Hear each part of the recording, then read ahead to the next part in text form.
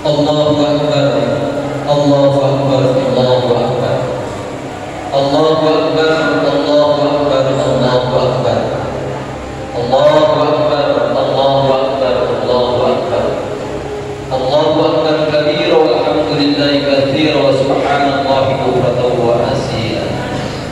La ilaha illallah wa na'budu illa iyyahu mukhlishina lahu-d-din walau karihal kafirun walau karihal munafiqun walau karihal musyrikun. La ilaha illallah wahdahu sadaqa wa'dahu wa nasara 'abdahu wa 'ala jundahu hazama al-ahzaba wahdahu. La ilaha illallah wallahu akbar, Allahu akbar walillahil hamd. Innal hamdalillah nahmaduhu wa nasta'inuhu wa nastaghfiruh wa na'udzu billahi min shururi anfusina wa min sayyiati a'malina. May yahdihillahu fala mudilla lahu wa may yudlil fala hadiya lahu. Asyhadu an la ilaha illallah wahdahu la syarika lahu wa asyhadu anna Muhammadan 'abduhu wa rasuluhu la nabiyya ba'dahu. Allahumma shalli wa sallim ala sayyidina Muhammadin ibn Abdillah wa ala alihi wa sahbihi wa mawala. Ya ayyuhal-mu'minun ittaqullaha haqqa tuqatih wa la tamutunna illa wa antum muslimun. Sedang salat Idul Adha yang dirahmati Allah Subhanahu wa taala. Sejak tenggelamnya matahari 9 Zulhijjah, seantero jagat berkumandang al-tabuadan takbir membahana memenuhi cakrawala, mengagungkan, memuliakan, mensucikan Allah Jalla Jalaluhu. Hari ini adalah hari agung, hari ini adalah hari Ramadan, hari ini adalah hari Aid, hari kita kembali kepada Allah Subhanahu wa taala. Sebagaimana hari ini adalah hari kurban, agar kata daripada qurba dekat, mendekatkan diri kepada Allah Subhanahu wa taala. Maka hendaknya pada hari ini marilah kita semuanya mendekatkan diri kepada Allah. Mari kita tundukkan hati kita, mari kita lembutkan hati kita, mari kita hilangkan kesombongan dalam diri kita, menunduk kepada Allah Subhanahu wa taala, menginsafi bahwa diri kita adalah makhluk yang lemah, tidak punya daya dan tidak punya kekuatan kecuali dari Allah Subhanahu wa taala. Allahu akbar, Allahu akbar, Allahu akbar walillahil hamd. Dan marilah kita bersyukur kepada Allah Subhanahu wa taala segala nikmat yang telah kurniakan kepada kita sekalian, dan sebesar-besar nikmat yang Allah berikan kepada kita dalam nikmat iman dan nikmat Islam. Dan marilah kita sanjungkan pula salawat serta salam kepada sang pemilik kunci surga, pemilik telaga Kautsar, dan pemilik syafaatul uzma Rasulullah sallallahu alaihi wasallam. Allahu akbar, Allahu akbar walillahil hamd. Sidang salat Idul Adha yang dimuliakan Allah Subhanahu wa taala. Setiap hari raya Idul Kurban, tentulah kita akan mengenang bagaimana hebatnya tiga anak manusia, yakni Nabiullah Ibrahim sallallahu alaihi wasallam, Nabiullah Ismail sallallahu alaihi wasallam, dan ibunda Siti Hajar, yang mana ketiga anak manusia ini telah menunjukkan pengorbanannya yang luar biasa kepada Allah Subhanahu wa taala, telah menunjukkan ketaatan yang luar biasa kepada Allah Subhanahu wa taala, sehingga milahnya, agamanya harus kita ikuti sebagaimana perintah Allah Subhanahu wa taala. Qul sadaqallah wattabi'u millata Ibrahim hanifa wa ma kana minal musyrikin. Katakanlah, maha benar Allah dan ikutlah millah Ibrahim, dan sesungguhnya Ibrahim bukanlah orang yang musyrik. Sidang salat Idul Adha yang dimuliakan Allah Subhanahu wa taala. Pengorbanan apa yang telah dilakukan oleh Ibrahim SAW sungguh sangat banyak, dan bahkan manasik haji, ibadah-ibadah orang yang sekarang berkesempatan berhaji ke Baitullah adalah nampak jelas daripada apa yang telah dilakukan oleh Nabiullah Ibrahim, oleh Nabiullah Ismail, Dan itulah luar biasanya 3 anak manusia yang sangat luar biasa. Ibrahim memiliki keyakinan dan tauhid yang sangat lurus sejak dia muda pula. Bahkan kelurusan daripada tauhidnya, dia rela dibakar dalam api yang sangat besar oleh Raja Namrud. Ketika itu dia membantai patung-patung yang menjadi berhala sesembahan kaum Nabi Dahud. Kemudian Nabi Ibrahim SAW yang muda dilemparkan ke api unggun yang sangat besar, dan saking besarnya api unggun itu maka dilemparkan dari ketepel yang sangat besar dari tempat yang jauh masuklah ke dalam api. Dalam perjalanannya hendak dibakar dalam api unggun yang besar, Jibril datang kepada Nabi Ibrahim menawarkan diri untuk memberi bantuan. Kemudian Ibrahim bertanya, bantuan ini darimu apa dari Allah? Dariku wahai Ibrahim. Tidak, aku tidak butuh bantuan dari makhluk. Aku tidak butuh bantuan darimu wahai Jibril. Hasbunallah wa ni'mal wakil, nikmal maula wa ni'man nasir. Cukuplah Allah sebagai wakil, cukuplah Allah sebagai penolong, cukuplah Allah sebagai sebaik-baik pemberi pertolongan. Maka Ibrahim SAW hanya mengandalkan pertolongan Allah Subhanahu wa Ta'ala. Lalu apa yang ditolong oleh Allah? Apa yang dilakukan oleh Allah? Apa menghadirkan hujan yang kencang atau menghadirkan angin untuk memadamkan api unggun yang besar itu? Tidak. Maka Rasulullah Subhanahu wa Ta'ala berfirman, ya narukuni bardan wa salaman ala Ibrahim. Wahai api, sejuklah dan selamatkanlah Ibrahim. Maka Ibrahim SAW dibakar dalam api yang sangat besar yang menyala-nyala. Dia tidak merasakan panas sedikit pun, dia sejuk di dalamnya. Api tetap menyala, api tetap besar, namun unsur panasnya sudah diambil oleh Allah Subhanahu wa Ta'ala. Demikian jika Allah berkehendak, jika Allah menolong kita dengan caranya sendiri, tidak dengan cara makhluknya, dengan tidak cara dengan apa yang kita inginkan, maka demikian apabila kita punya permasalahan, punya persoalan, maka serahkanlah caranya, bagaimana Allah menolongnya, itu urusan Allah Subhanahu wa Ta'ala. Kita hanya bisa mengucapkan hasbunallah wa ni'mal wakil, nikmal maula wa ni'man nasir.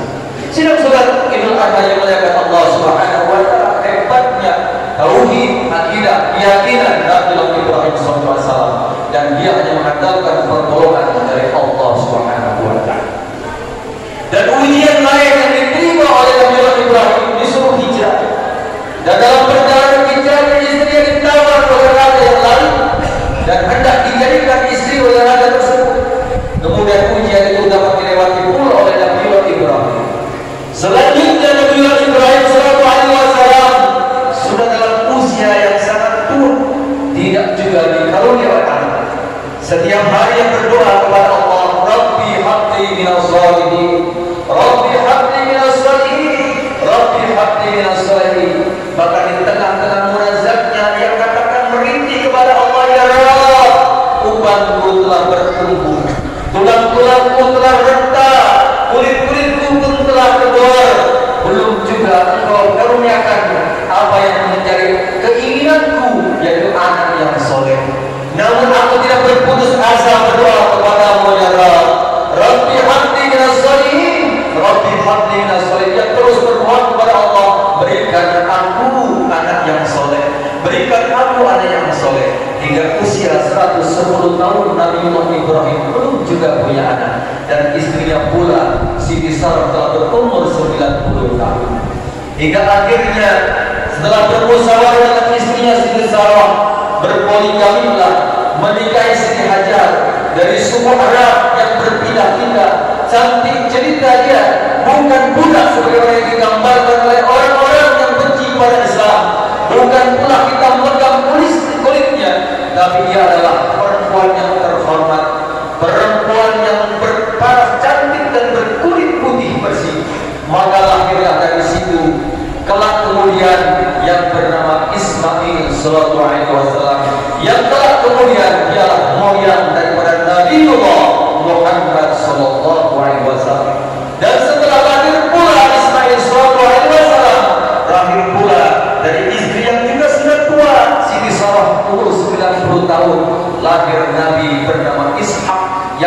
kemudian dia adalah merupakan moyang daripada Nabi Isa sallallahu alaihi wasallam. Allahu akbar, Allahu akbar, Allahu akbar walillahil hamd. Selanjutnya ujian datang lagi kepada Nabi Ibrahim setelah anak lahir. Maka mengungsikan anak itu ke Mekah, ke Mekah sekarang, lokasi Ka'bah hari ini.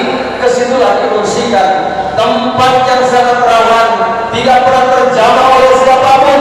Apabila siang panas luar biasa, apabila malam dingin luar biasa, penuh dengan binatang-binatang buas, penuh dengan binatang-binatang yang berbahaya. Tidak ada pepohonan, tidak ada air di sana. Namun Nabi Ibrahim akan mengungsikan Ismail dan istrinya Siti Hajar ke sana dalam lembah yang sangat rawan tersebut. Kemudian Ibrahim beranggapan hijrahnya itu bersamanya. Namun setelah sampai ke lembah Makkah, Ibrahim kemudian diperintahkan lagi meninggalkan anak dan istrinya di lembah Makkah, lembah yang sangat rawan, lembah yang sangat angker, lembah yang tidak siapapun di sana, lembah yang sangat membahayakan. Namun Ibrahim tetap taat kepada perintah Allah Subhanahu wa taala. Dan kemudian Ibrahim berlalu tanpa berbicara apapun kepada istrinya Siti Hajar. Kemudian Siti Hajar mengejarnya dari belakang dengan berteriak-teriak kepada suaminya Nabi Ibrahim SAW, "Ya Ibrahim, man takiluna? Ya Ibrahim, man ila takiluna? Ya Ibrahim, man ila takiluna?" Kepada siapa aku titipkan wahai Ibrahim? Kepada siapa aku titipkan aku wahai Ibrahim? Namun Ibrahim tetap membungkam seribu masa sambil berlalu membelakangi istrinya. Bertiap lagi Siti Hajar, "Ya Ibrahim, ila man takiluna? Ya Ibrahim, ila man takiluna?" Kepada siapa kau titipkan? Namun Ibrahim belum juga menjawab apa yang dikatakan, apa yang disuruhkan oleh istrinya. Hingga kemudian sadar Hajar barangkali salah pertanyaannya kepada suaminya yang merupakan Nabiullah sallallahu alaihi wasallam. Kemudian dia menggantinya dengan pertanyaan, "Ya Ibrahim, Allahu amaraka bihada? Ya Ibrahim, Allahu amaraka bihada? Apakah ini perintah kepadamu ya Ibrahim?" Maka Ibrahim menjawab, "Iya." "Na'am, ini adalah perintah Allah." Maka dengan demikian setelah mendapatkan jawaban itu, Siti Hajar kemudian dia insaf, menyadari bahwa itu adalah perintah Allah. Dan maka dia berkata, "Kalau ini perintah Allah, maka Allah tidak akan menyia-nyiakan aku. Kalau ini perintah Allah, pasti Allah akan menolongku." Itulah keyakinan yang didapatkan oleh Siti Hajar, ibunda daripada Nabi Ismail, istri daripada Nabi Ibrahim SAW. Maka bagi ibu-ibu, maka bagi perempuan yang biasa memfir'aunkan suaminya, yang biasa bergantung kepada suaminya, yang biasa bergantung kepada ayahnya, maka perhatikanlah perjuangan daripada Siti Hajar. Keyakinannya yang luar biasa bahwa dia ditinggalkan di lembah yang tiada siapapun di sana. Dia tetap yakin bahwa saya kalau memenuhi perintah Allah, menjalankan perintah Allah, pasti Allah tidak akan menyia-nyiakannya, pasti Allah akan menolongnya. Berhari demi hari berlalu, kemudian perbekalan pun habis, dan kemudian susu dari para Siti Hajar pun telah mengering, bahkan dihisap oleh Nabi Ismail pun keluar darah. Dan akhirnya Siti Hajar mencari air ke sana kemari, berlari dari Safa ke Marwah, dari Marwah ke Safa, yang kemudian disyariatkan bagi orang yang berhaji. Itulah yang dinamakan dengan syahid. Dan dari situlah kemudian lahirlah kemudian ada sumber Zam-Zam. Ia berlari ke sana kemari tidak mendapatkan air, tapi air justru didapatkan dari jejakan kaki Ismail yang masih bayi. Ismail yang masih bayi merah, dengan jejakan kakinya kemudian terkumpul air. Girangnya bukan main Siti Hajar, maka ditampung itu air, dikumpulkan oleh Siti Hajar dengan berucap saja, "Jami, jami, jami." Berkumpullah, kumpullah, yang telah kemudian air itu disebut dengan air Zam-Zam, dari kata zami, jami yang diucapkan oleh Siti Hajar. Allahu Akbar, Allahu Akbar, Allahu Akbar, walillahil hamd. Maka dengan demikian telah munculnya air, dan adalah sumber air di situ. Kabilah berdatangan dari mana-mana. Setiap orang yang lewat mampir ke sana, maka orang-orang yang mengambil manfaat dari air itu memberikan harta, memberikan uang kepada Ismail dan kepada Siti Hajar. Maka Siti Hajar menjadi banyak uang, banyak harta di sana, makmurlah dia. Perhatikanlah, apabila yakin kepada Allah, datanglah pertolongan Allah dengan asbab apapun, datanglah pertolongan Allah dengan cara apapun. Maka demikianlah yang dilakukan oleh Siti Hajar dan Ismail, yang makmur hidup di lembah Mekah, yang Mekah kemudian sekarang dinamakan Allahu Akbar, Allahu Akbar walillahil hamd. Kemudian ujian datang lagi kepada Nabi Ibrahim sallallahu alaihi wasallam. Ketika Nabi Ibrahim sallallahu alaihi wasallam telah sampai pada umur remaja, sedang cakap-cakapnya, sedang ganteng-gantengnya, sedang elok-eloknya wajahnya, Ibrahim kemudian disuruh menemui Ismail dengan mimpi yang berkali-kali. Kalimat yang didengarnya, tunaikan nazarmu, tunaikan nazarmu. Berangkatlah Ibrahim dari Palestina menuju ke Mekah sekarang. Dalam perjalanan pun tetap bermimpi, tunaikan nazarmu, tunaikan nazarmu. Nabi Ibrahim berpikir apa yang dimaksudkan dengan tunaikan nazar. Sampailah pada tanggal 8 Zulhijjah yang kita kenal dengan hari Tarawih, dengan hari Tarwiyah, akar-kata daripada Tarawih.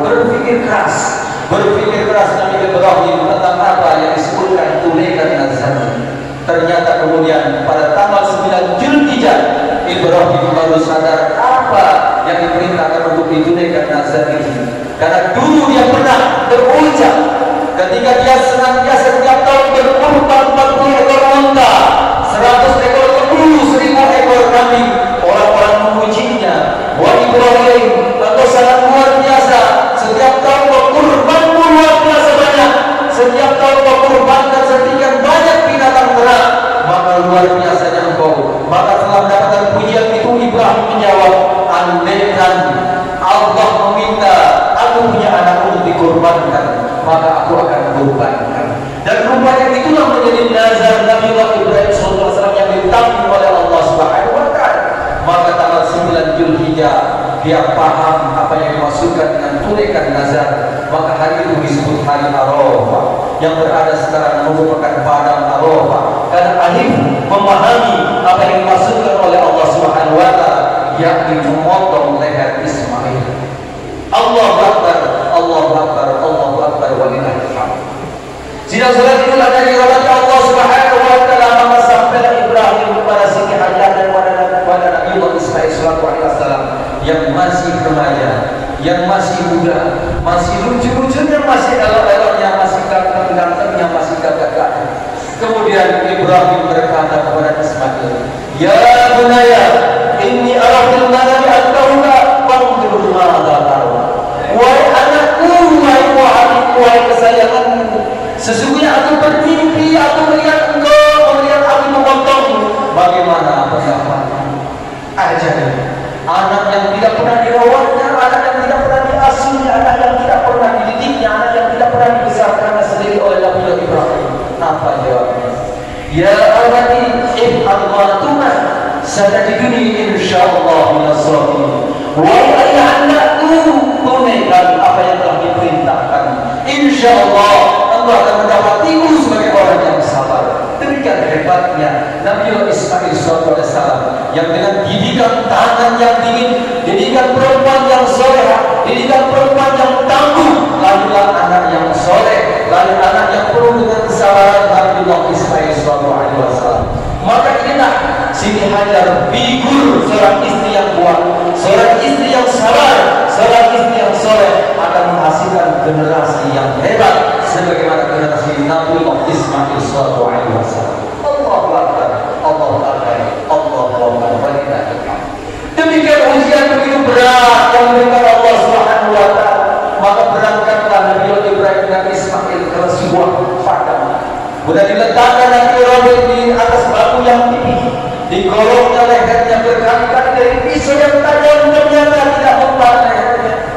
Menangis Ibrahim, ya Rabb, aku ikhlas menjalankan apa yang kau perintahkan, tapi kenapa besok ini tidak mempan? Dicobanya lagi, besok itu tak mempannya. Hingga akhirnya Nabi Ibrahim bertakbir, Allahu Akbar, Allahu Akbar, Allahu Akbar, Allahu Akbar. disambut dari angkasa dengan takbir yang lain. La ilaha illallah, itu adalah takbirnya malaikat Jibril. Kemudian disambung lagi oleh Ismail, Allahu Akbar walillahil hamd. Jadi takbir itu adalah zikir tiga makhluk mulia Ibrahim, malaikat Jibril, dan juga Nabiullah Ismail sallallahu alaihi wasallam. Setelah takbir itu dikumandangkan oleh tiga makhluk mulia, maka begitu hendak digolongkan itu peso yang tajam oleh Ismail, tiba-tiba digantikan dengan kambing kibas yang besar, yakni kambing yang dari surga, yang merupakan kurban daripada Khalil yang dulu dikurbankan ketika anak Nabi Adam sallallahu alaihi wasallam berkurban kepada Allah Subhanahu wa taala. Maka selamatlah Nabi Ibrahim sallallahu alaihi wasallam. Karena memang Allah hendak hanya memuji daripada Nabi Ibrahim, tidak sungguh-sungguh. Tapi Nabi Ibrahim tidak tahu kalau itu ujian. Yang jelas Nabi Ibrahim menyadari kalau itu perintah Allah. Kalau itu perintah Allah, maka dilakukan dengan sepenuhnya. Maka demikianlah ujian yang besar telah dilalui oleh Nabi Ibrahim SAW. Maka diabadikan oleh Al-Quran. Wa idin talau Ibrahim wa tahu bi kalimatin fa'atammahu. Ketika Allah menguji Ibrahim dengan perintah dan larangan, disempurnakan semua perintah dan larangan itu. Maka kemudian Nabi Ibrahim SAW memiliki julukan Khalilullah, kekasih. Apa itu Khalilullah? Di mana rongga dalam dadanya, rongga dalam hatinya tidak ada yang lain kecuali Allah Subhanahu wa taala. Allah mengujinya, masihkah ada cinta kepada keluarga, masihkah ada cinta kepada anaknya, masihkah ada cinta kepada makhluk, masihkah ada cinta kepada dunia. Ternyata tidak ada lagi cinta yang melebihi cintanya kepada Allah Subhanahu wa taala. Maka gelarnya di sana Khalilullah, kekasih Allah Subhanahu wa taala. Allahu Akbar, Allahu Akbar, Allahu Akbar walillahil. Maka sedang salat Jumat dirahmati Allah Subhanahu wa taala, tiga makhluk mulia ini, Ibrahim, Ismail, Siti Hajar, merupakan figur ideal yang harus menjadi tauladan kita. Karena hari ini manusia bingung untuk menjadi tauladan. Bahkan orang-orang yang tidak layak menjadi tauladan, para pecundang-pecundang, para penipu, para pembohong, para politikus-politikus busuk sekarang menjadi panduan, menjadi tauladan bagi kita. Salah.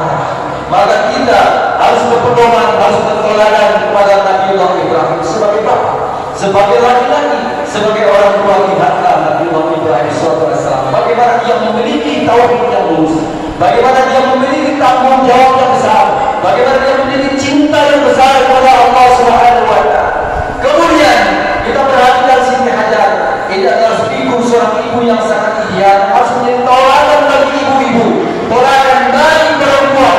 Demikianlah idealnya seorang perempuan yang memiliki kesolehan, memiliki kesabaran luar biasa, memiliki ketangguhan luar biasa, yang tidak bergantung kepada suaminya, tidak bergantung kepada orang tuanya, tidak bergantung kepada makhluk, tapi hanya kepada Allah saja yang bergantung.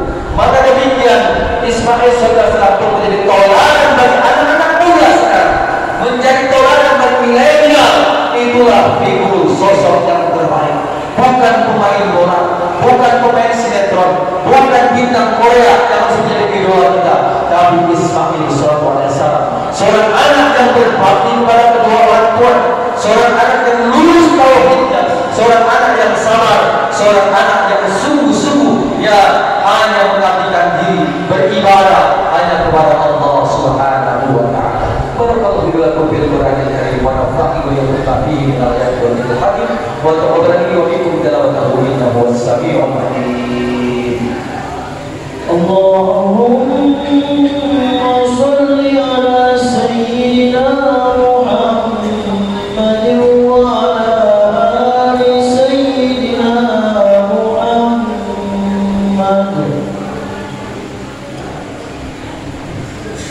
Allahu Akbar, Allahu Akbar, Allahu Akbar, Allahu Akbar, Allahu Akbar, Allahu Akbar, Allahu Akbar kabira walhamdulillahi katsira wa subhanallahi bukratan wa asila.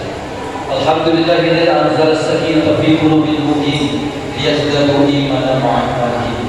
Asyhadu an la ilaha illallah al-haqqul haqqul mubin wa asyhadu anna Muhammadar Rasulullah sallallahu alaihi wasallam. Allahumma shalli ala sayyidina Muhammadin fil awwalin wal akhirin wa ala alihi washabbihi ajma'in. Ya ayyuhalladzina amanu taqullaha wa tanzur nafsun ma qaddamat lighadin wattaqullaha innallaha khabirun bima ta'malun. Sidang salat Idul Adha kepada Allah Subhanahu wa taala. Momen Idul Adha adalah momen kita berkurban. Itu kenapa Allah perintahkan kita mengorbankan binatang. Bukan semata-mata karena kita mampu membeli hewan kurban.